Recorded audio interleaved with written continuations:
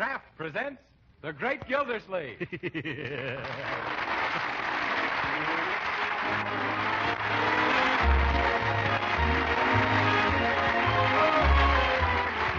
Kraft Cheese Company, who also bring you Bing Crosby every Thursday night, present each week at this time Harold Peary as The Great Gildersleeve, written by Leonard L. Levinson.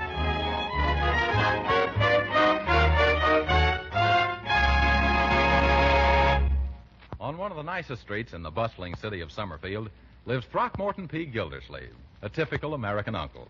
Stout, jolly, faced with all the problems that the average uncle is faced with. He tries to guide his niece Marjorie and his nephew Leroy, always with the very best intentions and sometimes with the very worst results. And now, the Great Gildersleeve.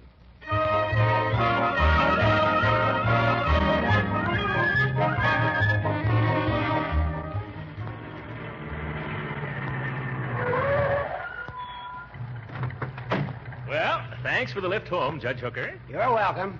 Say, Gildersleeve, I hate to bring this up, but isn't it about time we used your car? All right, I'll drive my car down tomorrow. You know I don't go downtown tomorrow. Sure, that's why I'm going to drive my car down. Then it'll be your turn again to pick me up the day after, won't it? Yes. Hey, wait a minute. I'm getting gypped somewhere. Yep. See here, Hooker. If you're going to talk like that, I won't give you that spare inner tube. Oh, excuse me, Gildy, old pal. Just forget it. I'll be here for you. Goodbye. The old goat. That reminds me, I better get that tube out of the safety deposit vault. Oh, hello, Mr. Gildersleeve. You remember me, don't you? I'm Dottie from next door, and I just saw you driving up from behind our front curtains. I mean, I was behind them, not you, so I ran out to ask you a favor, and I'm sure you won't mind saying yes, because after all, there's nothing I want you to do, so you'll do it, won't you? What? You want me to say yes to something you don't want me to do? Well, yes, that's exactly correct. You hit the nail right on the thumb. Well, it's something I want to ask your niece Marjorie to do, and hasn't she got the loveliest red hair? See what kind of a rinse does she use to get at that shade, Mr. Gildersleeve? Young lady, Marjorie's hair is that way naturally.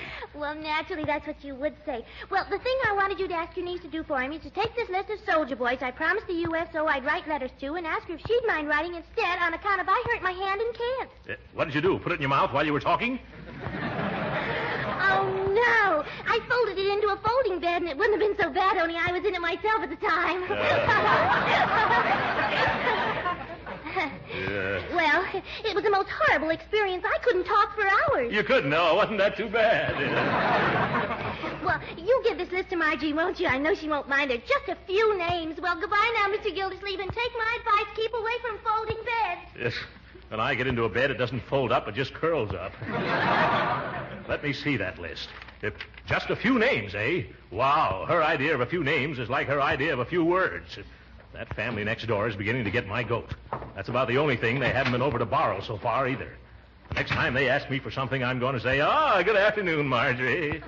Oh, hello, Uncle Mort. Marjorie, my dear, I have a little patriotic job for you to do. Oh, what is it, Uncle Mort? That girl next door, what's her name? Dilly or Daffy? Dottie? Dottie, that's her. She wants you to write letters to this list of soldiers here. She can't because she had her hand squeezed in a folding bed. Oh, but Uncle Mort, I'm writing to so many soldiers already. It seems like I'm corresponding with half the army as it is. You are? But how did that happen? I was serving coffee to that troop train that was going to Camp Stover last week, and one of the detachments adopted me. Adopted you? Well, I'm not exactly clear whether they adopted me or I adopted them. I don't know if I'm the daughter of the regiment or the auntie of the anti-aircraft. Very good. What happened? Well, they voted me their parachute girl. What do they mean, parachute girl? They mean I'm the girl they'd like most to drop in on. And about 200 of them asked me to correspond with them. 200 letters? Couldn't you just write to them by squads? No, I guess not. There isn't much fun sharing a letter from a girl with 11 men and a corporal. That's why I've been writing each of them personally. And is it a job? Oh, Uncle. I don't doubt it a bit, my dear. We should all do everything we can to make them happy, however. I wish there was some way I could help. Do you think I could bang out a few letters for you on the typewriter? Then you could sign your name? Well, I don't know. Would they look like a girl wrote them? Oh, of course. I'll type them very daintily. Say, we can put the whole family to work on this. Leroy, Bertie. Did you call me, Mr. Gildersleeve? Yes, where's Leroy? Here I am. What is it? Look, everybody. Marjorie has more letters to write to the soldiers than she can shake a pen at. Now, the boys in camp always welcome a letter. but it means far more to him if it comes from a pretty girl. Oh, Mr. Gildersleeve. Not you, Bertie. I'm talking about Marjorie. Oh. Yes. Now, the rest of us will have to do a little ghost writing. Excuse me, that lets me out. I ain't pale enough to do any ghost writing. And besides, I got all I can handle writing to my own boyfriends in the service. Oh, well, all right, Bertie. Leroy, you'll help me, won't you? Each of us will take 10 names and write letters as if we were Marjorie. Sure. I've always wanted to be one of those anyhow. You always wanted to be one of what, Leroy? A war correspondent, huh?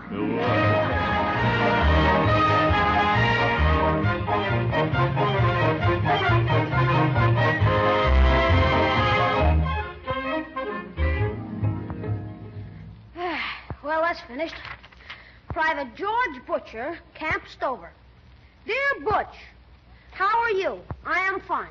I hope you are fine, too. How was the journey to Camp Stover?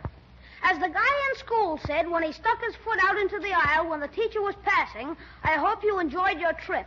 Ha, ha, ha. Well, having nothing better to do, I wrote. And having nothing better to write, I will close. Tenderly yours, Marjorie Forrester. P.S. If you have any empty rifle shells, please send them, as my brother is making a collection.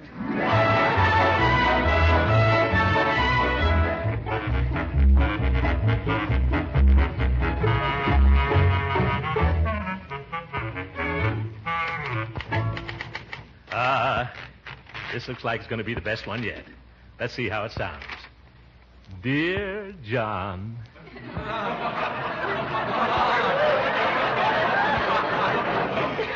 I take my pen in hand to thank you and your friends for selecting little me as the girl you'd like to visit most.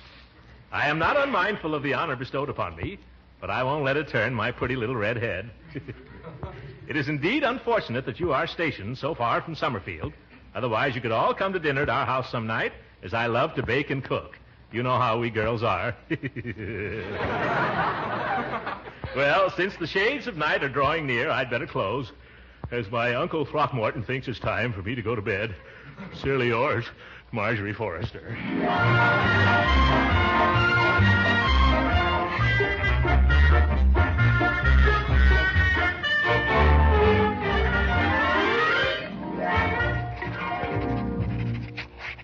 Well, there he is. Dear Willie, I got your letter yesterday and hastens to inform you that the next time you send me a letter without any postage stamps on it, don't send it airmail special delivery. I'm sorry the fudge and the fried chicken I sent you got all mixed up together, but it saves me sending you any chocolate eggs for Easter.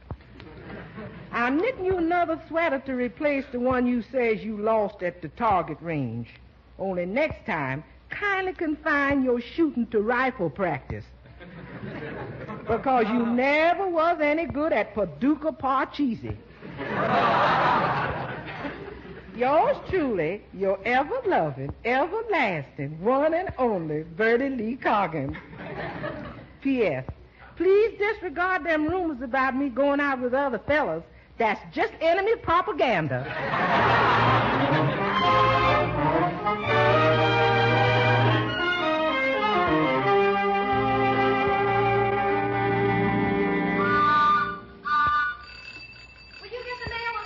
The mail? Oh, of course, my dear. Let's see. This is the last of March.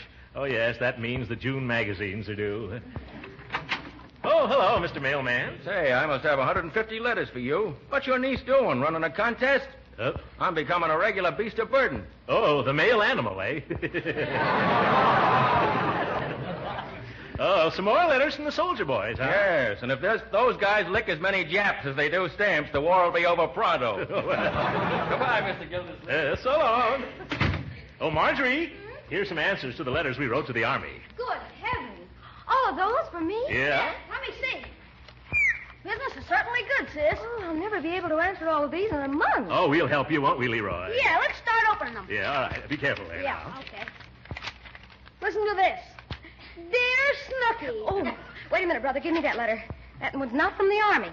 Are you sure? Yes, that's from a certain ensign in the Navy, and it's strictly personal. Yeah, I see.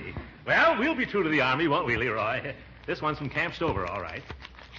Let's see. Dear Miss Forrester, thank you for that picture of your little brother. Picture of... What do you mean, picture of my little brother? Yeah, I ran out of snapshots of you, so I sent him one of me. Yes. No, I don't think he resembles you a bit. He sure is a funny-looking kid. What? I'm sorry I can't send you any cartridge shells, which you asked for his collection. What's this? Don't interrupt Uncle Mort. Yes. But so far, I've been very busy here, acting as barber to a carload of raw potatoes. Say, what kind of letters have you two been writing in my name? And now, Marjorie, don't fret. Look at all these letters. You can see we didn't use your name in vain. Why don't you run along downtown now like you intended? Sure, we can clean up all this correspondence. Well, all right. Only remember, if you read any letters that turn out to be personal or private, don't open them up. Why, of course, my dear. You can depend on us. How are we going to do that? Oh, come on, Unc. Let's not burn our bridges till we come to them. You're a bright boy, Leroy. All right, here's another letter. Huh? Dear Miss Forrester, thanks for the wonderful map of the world you sent me. It comes in especially handy because current events is my hobby. Oh. Do you think girls are interested in the serious type of young man, such as I represent? Sincerely, Ernest Darling. I'll take care of Darling as soon as I've read this postcard. Hello, Red. Thanks for the swell picture of yourself. It sure ghouled me, Toots. From now on, I'm going to devote my non-military career to whistling under your window. Do you think you could go for me in a big way? Yours with a jive, Mickey Conway. You... Gee. I'll answer that one, too, as soon as I get the other one out of the way. The one to... what's his name? You mean Ernest Darling? Yes. Now, what did he say? He thanks you for the map. All right. Dear Darling, I'm glad you like the map. What next? Current events is his hobby. Oh, yes. And I am happy to learn you have taken up such a fascinating hobby. He wants to know are girls interested in the serious type. Oh. And in answer to your last question, darling, the answer is most certainly yes. Take it, Leroy, and address an envelope. Yes, sir. And address another one to Mickey Conway. You better find an asbestos envelope. I'm going to send him a hen track hotfoot.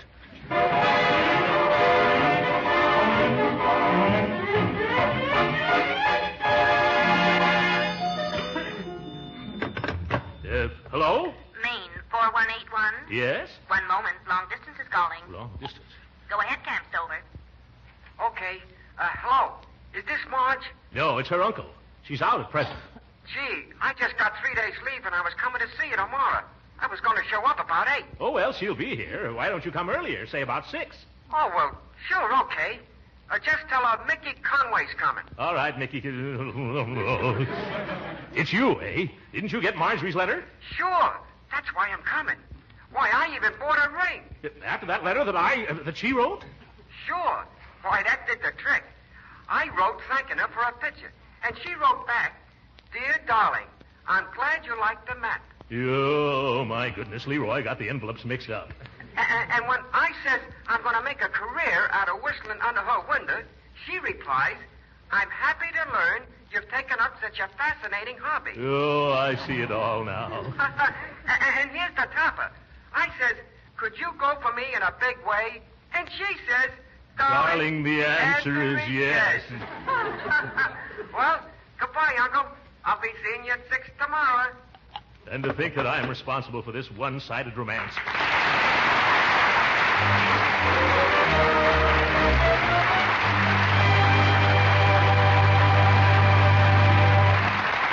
We'll hear from the great Gildersleeve again in just a moment.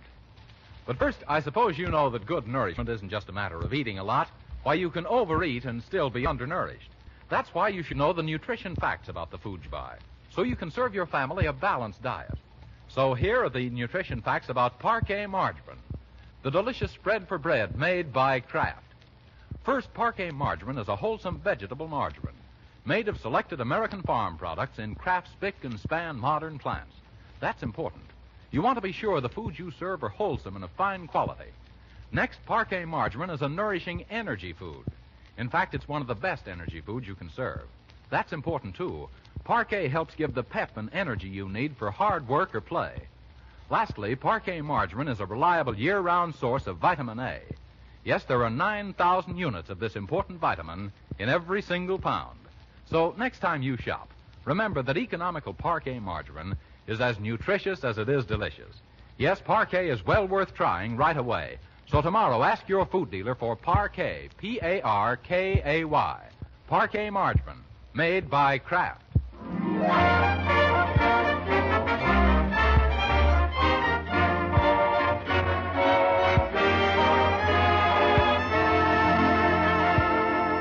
And now back to the great Gildersleeve.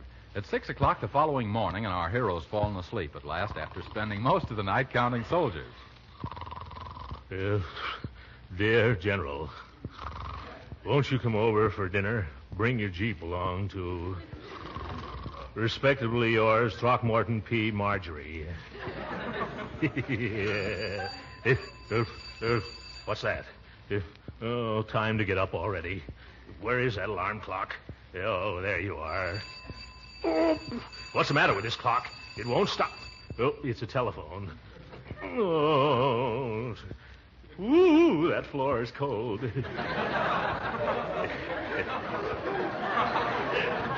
Where are my slippers? The heck with them. All right, I'm coming. Yes, I heard you, operator. I'm hurrying. Hello? Hello, anybody want me? Must be the wrong number. Somebody's got a lot of nerve not telephoning me at this time of the morning. Ooh, it's cold. Which way is my bed? Hello? What is this, games? Hello, operator? Wait a minute, how can the bell ring with the receiver off the hook? Oh, I know, it's a doorbell. Hold your horses, I'm coming. Yes, what is it? Is this where Miss Marjorie Forrester lives? Yes? Well, I'm Private Mickey Conway, and I was told to be here at 6. It's 6? Oh, my goodness, is it 6 p.m. already? No, sir, it's 6 o'clock in the morning. What? Who told you to come here at this hour? I'm Marjorie's uncle. I'll break his... Oh, my goodness, that's me. What did you say your name is? Mickey Conway. Yeah, I was afraid of that. You come on in, Mickey. Oh, thank you, sir. Sit down. I'll see if Bertie, our cook, is up on the stove with a pot of coffee yet. Make yourself comfortable. Good morning, Bertie. Quick, some coffee. It's almost ready, Mr. Gildersleeve. What gets you up so early? A soldier who's fallen for Marjorie because of some letters I've written in her name. Oh, you better be careful. He'll sue you for the breaches of the promises. This fellow got the wrong letter, that's all, Bertie. And now he's here to propose to Marjorie. But he can't do that now. She's sound asleep. I won't let him do it if she wakes up either. Well, what you gonna do, Mr. Gildersleeve? Well, it's too early in the morning for me to figure things out. I can't have an open mind without some good shut-eye. Then why don't you go on back to bed? That soldier's probably tired, too. Let him take a nap in your den while you figure this whole thing out on your pillow. Well, Bertie, that's a wonderful idea. How did you ever come to think of it? Well, to tell the truth, I need a little more beauty sleep myself.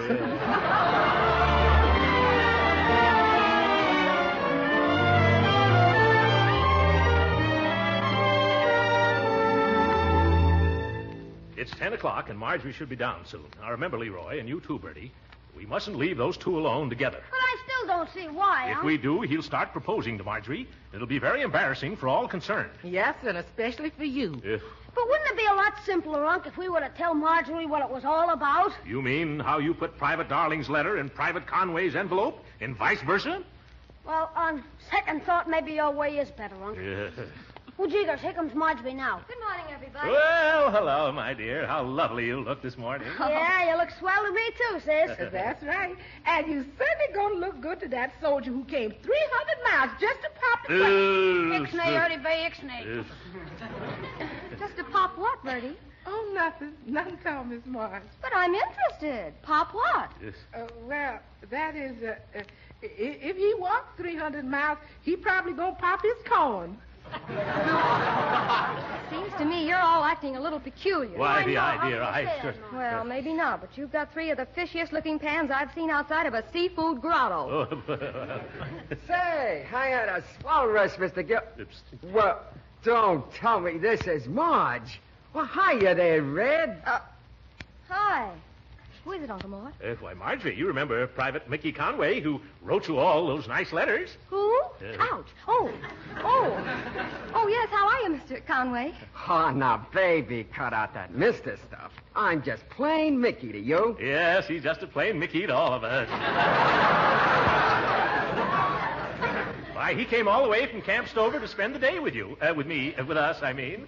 Now, what'll we do first? Well, first, I'd like to have a quiet little confidential talk with Marge here.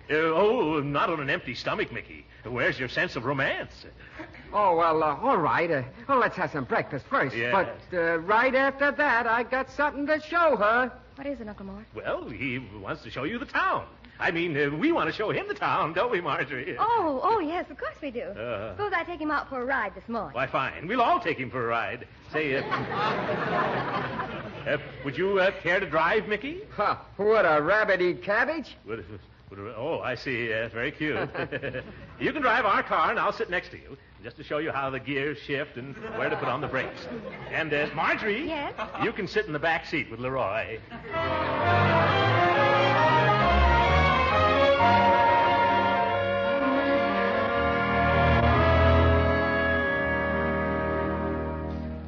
Miss Marge, did y'all have a nice ride? Yes, we all did. That is, all except Mickey and me. Well, that just leaves Mr. Gildersleeve and Leroy. You're right. We tried to leave them a dozen times. What's the matter? Did they chaperone you too vigorously? They didn't chaperone us, Bertie. They convoyed us. Why, every time Mickey opened his mouth, Uncle Mort put his foot in. What they doing now? Oh, Uncle Mort showing Mickey our family album in the living room. Oh, great stars. Anything wrong? Oh, I'll say there is. I better get in there before they come to my baby pictures. And this one is Marjorie at the age of 1, I think. Fat little rascal, wasn't she, Mickey? Oh, boy. Yeah, cute dimples, huh? I'll say. Now, let me get a good look. Yeah. Boy, was she fat. Oh, don't you dare. I want to see that picture. Oh, well, that's all right. Go right ahead. Then you don't mind? Not in the least. Only that isn't me. It isn't? Then who is it? It happens to be you, Uncle Mort. What? Where's my mustache? Oh, well, that's right. I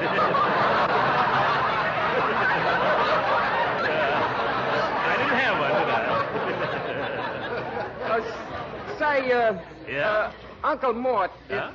if it's all the same to you, could I have a minute alone with Red here? If you want to be alone? That's the general idea, General.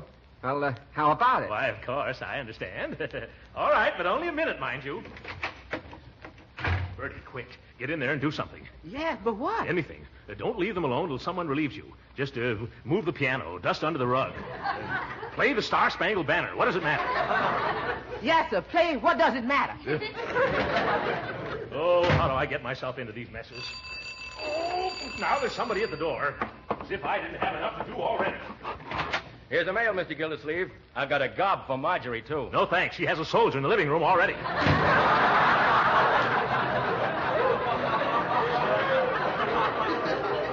Oh, dear. I better get Leroy warmed up to go in for Bertie. Leroy! Where is that boy? Leroy! Here I am, Uncle Mort. Look, Leroy, Bertie is in there pinch hitting for me. I don't know how soon she'll strike out, so you better be ready to go in there and see that Mickey doesn't get to first base. Well, what about you, Unc? I've got a telephone for reinforcements. I'm so desperate, I'm going to invite Judge Hooker to dinner. Gee, are things that bad? Yep. Leroy, he'll just talk and talk and talk. If he runs down, you ask him what he did in the Spanish-American War. That's good for 2 hours. Yeah, but it's 3 hours till dinner. How will we hold out till then? That's the problem, my boy. Oh, Mr. Gildersleeve? Are you home, Mr. Gildersleeve? Gee, that Gabby gal from next door. Yes, there's the answer to our problem. I'm coming, Dottie.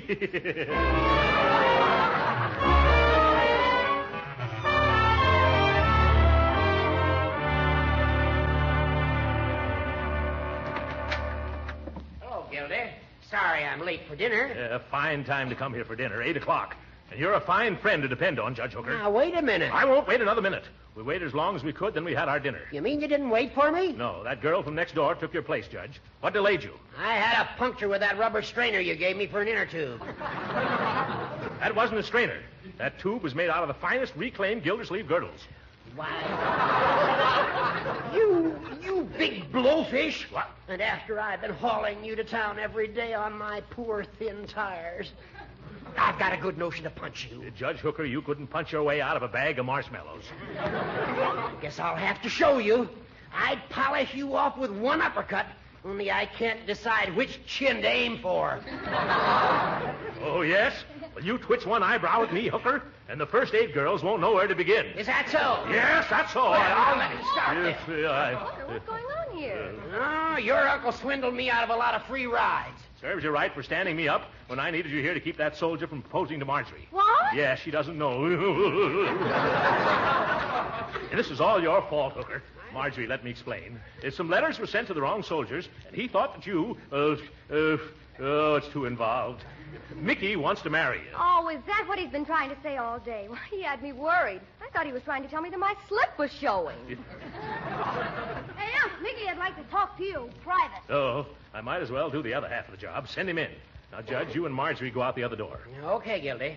Come on, my dear. Do you think Bertie has anything left over from dinner? If she has, you'll have to fight the cat for it. Oh, hello, Mickey. Gee, Mr. Gildersleeve, this is awful embarrassing to say, but do you mind not telling Marjorie about our engagement? What?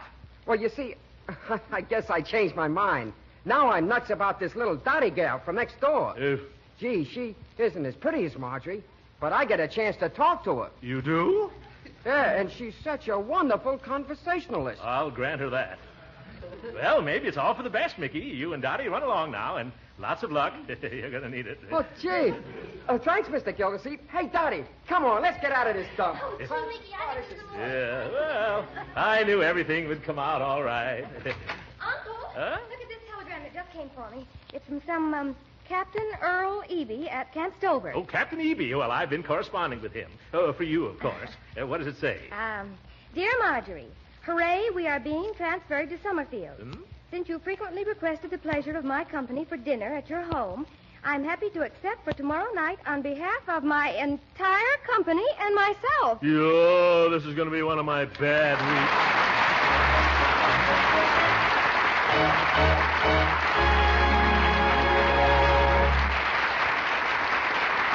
The great Gildersleeve will be with us again in a few minutes. But right now, here's an experiment I wish every one of you would make. You see, I've been telling you how delicious parquet margarine is. But wouldn't it be better if you found it out yourself? So here goes. Next time you bake hot biscuits or rolls or make some toast, have a pound of parquet margarine handy. Then spread them while they're still piping hot with plenty of parquet. Now, that's a real test for any spread because the heat brings out its flavor. Yes, you can tell right away how good parquet margarine is. Parquet's flavor is delicate, not strong. It's a tempting, satisfying flavor. Then try parquet margarine in your cooking, too. Use it for baking and pan frying. You'll find that a spread as delicious as parquet margarine makes cooked foods tastier, too. And remember, no matter how you use parquet margarine, you're serving your family a wholesome, nourishing, energy food. A food that's a reliable year-round source of vitamin A. So why not try these simple tests and prove to yourself how deliciously good parquet margarine is? Yes, get a trial pound or two of economical parquet margarine tomorrow. But be sure to ask your food dealer for parquet. P-A-R-K-A-Y. Parquet margarine. Made by Kraft.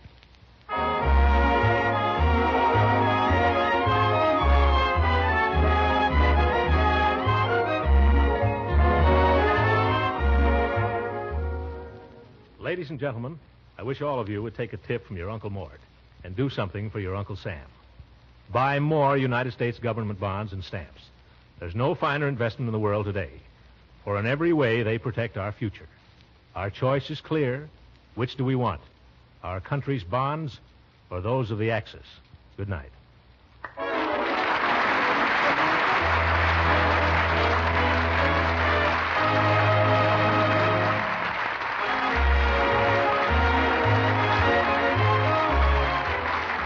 Original music heard on this program was composed and conducted by William Randolph.